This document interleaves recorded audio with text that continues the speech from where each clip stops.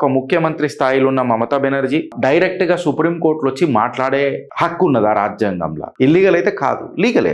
3 reasons తోని నేను ఏం చెప్తానంటే ఇది ఒక ఫోరెన్సిక్ వీక్ కేస్ అని చెప్పి చెప్తా. ఎందుకు అనంటే కోర్ట్స్ అనేటివి ఏవి రికార్డ్ చేస్తాయి అని చెప్పి మాట్లాడితే పొలిటికల్ స్పీచ్లు రికార్డ్ చేయి, ఎస్పెషల్లీ సుప్రీం కోర్టు లాంటి కాన్స్టిట్యూషనల్ కోర్టు అడ్డమైన పంచాయతీలన్నీ రికార్డ్ చేయి. మళ్ళీ ఎప్పుడైతే సీఎం వచ్చి ఒక అరిగిపోయిన టేప్ రికార్డ్ లెక్క మాట్లాడుతున్నారు కదా, ఏదైతే బాండెడ్ లేబర్ అని పదాలు యూజ్ చేసింది, వాట్సాప్ కమిషన్ అని యూజ్ చేసింది, ఈ బూత్ లెవెల్ ఆఫీసర్లు కాదు, సిఇఓలు కాదు, డిఈఓలు కాదు, బీఆర్ఓలు కాదు, ఈఆర్ఓలు కాదు, ఎవరెవరో కాదు, వీళ్ళంతా బీజేపీ మైక్రో అబ్జర్వర్స్ అని చెప్పి చెప్పింది చూడు.